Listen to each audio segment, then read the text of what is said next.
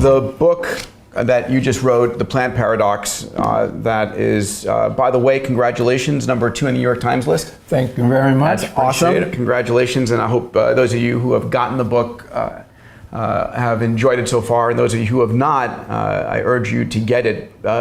Not for the theory. We're going to talk about the theory. In the back of the book, Dr. Gundry has got actually very practical what to eat, how to eat, recipes, breakfast, lunch, and dinner suggestions, which makes eating what you're proposing a lot more palatable and doable. Because the fact of the matter is, what you've identified here is that a lot of the things that we currently eat, that we think of as healthy, are in fact not. In fact, they're attacking us. Correct. And let's just jump into the meat of that right now. Perfect. Because I think that's the important thing to realize. Like, at the end of the day, I want our viewers to know what the hell do we eat and what don't we want to eat and why. Because you've changed my diet, like, 80% of what I... Sorry about that. No, it's fine. It makes it really tough to explain to people. I have to go into the entire theory of lectins. And I met this guy, Dr. Gundry, through my dear friend, Tony Robbins, who's a dear friend of ours both. So let's jump in. What do we eat, what don't we eat, and why? Okay, plants don't like us. They were here first. Yeah. They had it great. Nobody wanted to eat them. When their predators arrived, they had a problem. They couldn't run, they couldn't hide, they couldn't fight. But they're chemists, as you and I know, of incredible ability. Almost all drugs come from a plant compound. And so they use chemical warfare to keep us, their predator, from eating them. And they use lectins, which are proteins that are basically designed to hack our system in many ways. But the fundamental principle of lectins are, I like have people think of these as basically incoming guided missile attacks. And lectins like to pry apart the wall of our intestine. And most people don't realize that inside of us, the surface area of the intestines is equivalent to a tennis court in surface area, every one of us. And the wall of the intestine is only one cell thick.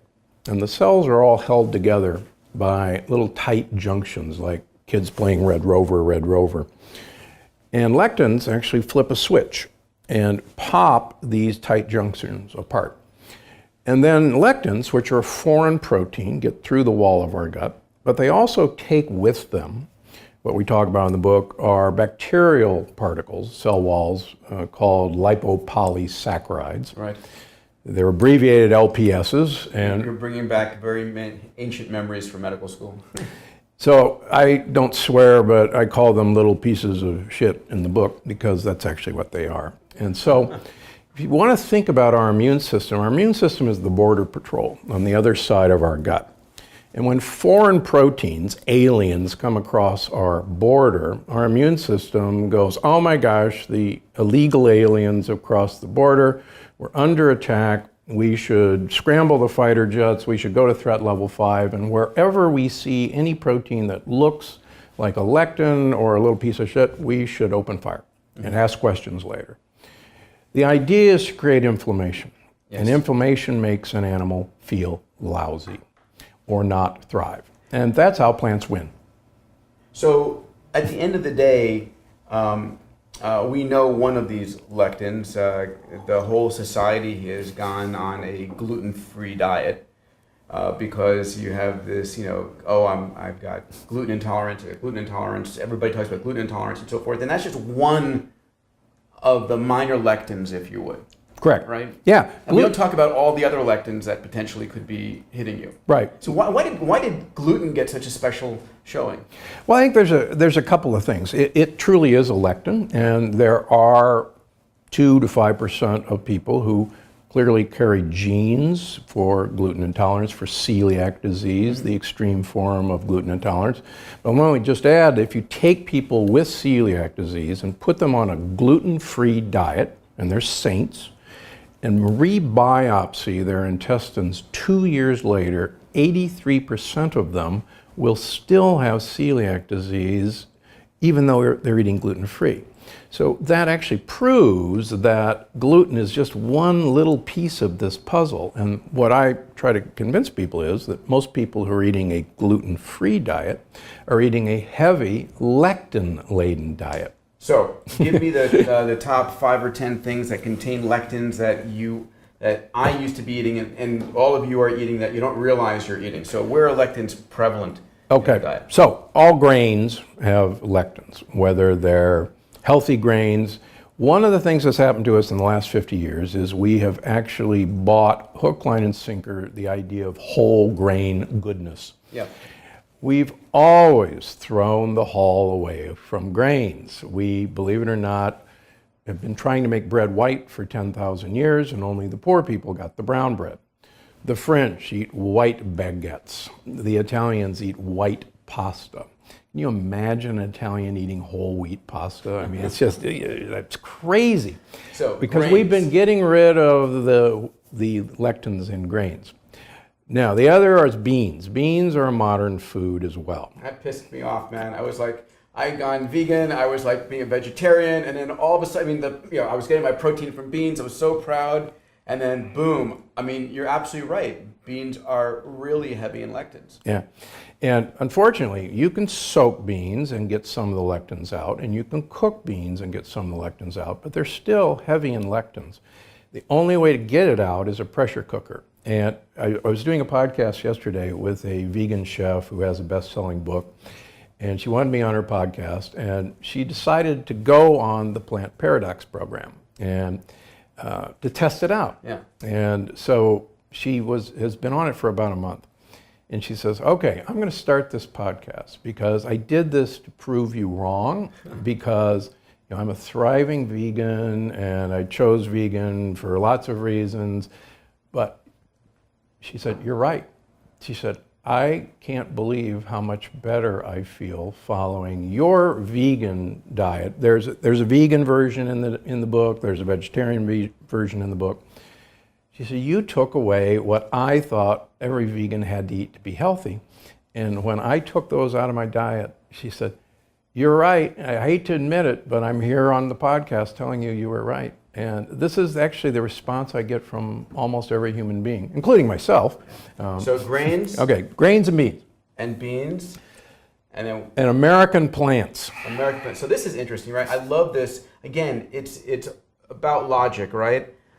Most of us didn't evolve in America 100,000 or a million years ago. We were alive in the savannas of Africa.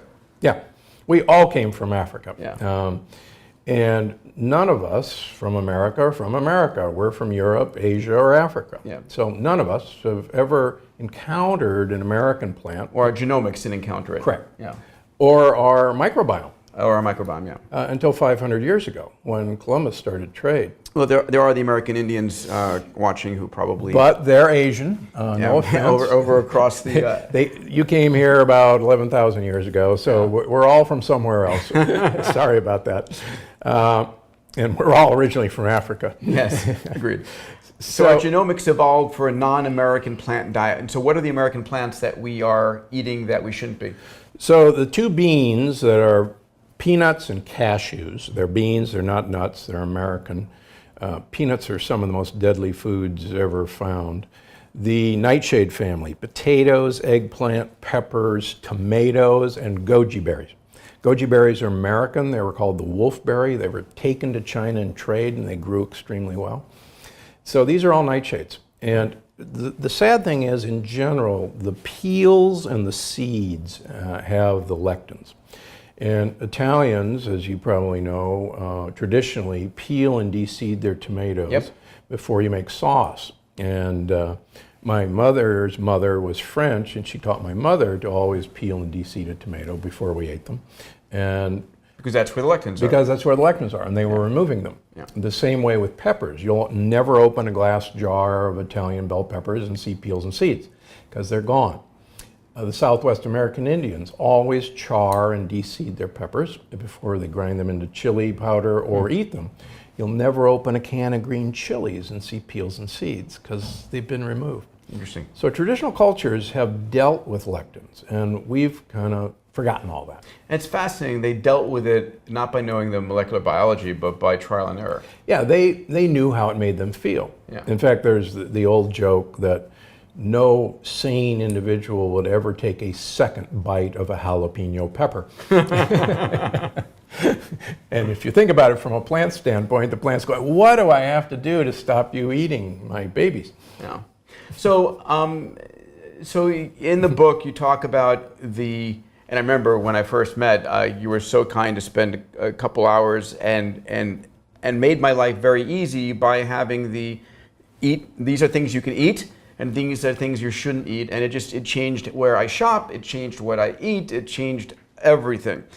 Now, at the end of the day, I want to now talk about the impact it has, because the impact is on, number one, weight reduction. We'll come to that in a moment. But the second is if you've got an autoimmune disease. I mean, you have had miraculous results with people with rheumatoid arthritis or lupus or polymyalgia rheumatica or a whole range of other autoimmune diseases. So can you talk about the autoimmune elements and the weight loss and then cardiac as well? Yeah. I mean, are those the three major categories you would say, or? Yeah, in fact, the longer I do this now, I think Hippocrates' statement keeps ringing in my ears, and I think most of us forgot it. So Hippocrates said that all disease begins in the gut. But he said that every creature has this ability to heal itself, to have perfect health. And he called it the green life force energy. It's kind of hokey, but that's what he called it. It sounds better in Greek or Latin. And so the purpose of a physician was to identify the obstacles that was keeping the green life force energy from having perfect health in a person, and to remove those obstacles. And then the person would heal himself. And what I found, I'm a pretty good detective, is by removing things from people, they all heal themselves. So I don't heal rheumatoid arthritis. I identify what's giving them rheumatoid arthritis, get it out of their diet, and then they heal themselves. Hippocrates was right. Yeah, so it's interesting. I was speaking to an infectious physician, one of the top ID doctors here in LA, and we were talking about the notion that his belief is that all autoimmune diseases, all rheumatoid type diseases actually begin through an infectious process. It's your body having, your immune system basically identifying some kind of a alien protein, maybe with part of your molecular structure, and turning on an immune cell that attacks it, and then when the infection's gone, you still keep attacking yourself. Yeah, I think that's a very reasonable idea. We know that there's a lot of people who we can trace the beginning of their autoimmune disease to an infection, a viral gastroenteritis, stomach flu. We can trace it to somebody getting a ton of antibiotics and killing off their microbiome. Certainly, we've seen people with a stressful encounter. I remember one woman very clearly in Santa Barbara. Her rheumatoid arthritis started a week after her mother's sudden death when she was about 13 years of age. She remembers it vividly, and now she doesn't have it anymore, but what happened was she had leaky gut from that shock. And one thing I like to use as an example, we know that marathon runners, elite marathon runners, get a profound leaky gut. And you actually see marathon runners towards the end of a race have bloody diarrhea as they near the finish line. And our immune system in marathon running takes this tremendous hit for about 2 weeks, and the gut becomes permeable. But so I think Hippocrates is right that it starts in the gut. Now, whether a bacteria gets through, whether a lectin gets through, whether both accomplish it. Lectins are interesting because they are proteins, and proteins that look a lot like other proteins in our body, and it's called molecular mimicry. And the idea is when your immune system is activated, it doesn't want to make a mistake, and it would rather shoot first and ask questions later. So imagine your fighter jets are scrambled and they come across your thyroid gland and there's lectins or other proteins that look like lectins, and your immune system says, oh my gosh, this poor woman, her thyroid's full of lectins and we should kill them. And it's amazing the number of people with Hashimoto's thyroiditis that it actually has come from their gut, whether it's permeability. And what you've shown is if you change your diet, you can calm your immune system down in that regard. Correct. And how fast can you do that? Well, I was naive early on that I thought it could be done in a couple of weeks. It takes a while, primarily because you have to change your microbiome. The microbiome can change fairly rapidly, but then you have to go about sealing the wall of your gut. We need to think of our microbiome as this tropical rainforest, which is an incredible ecosystem in and of itself. There's 10,000 different denizens living in there, and they compete for space and they compete for food. And so it's an incredible ecosystem. And one, for instance, round of antibiotics, as you and I know, will wipe out this ecosystem. Yep. And it may take 2 years to get this ecosystem back to its complexity. So it can take 3 months, 6 months. I've seen it take as long as a year, but usually 3 to 6 months. And last fall, I had the honor of giving a paper at the International Microbiota meeting in Paris at the Pasteur Institute of 78 patients with marker-proven autoimmune diseases who, following this program, became marker negative within the year and stayed marker negative as long as they followed the program.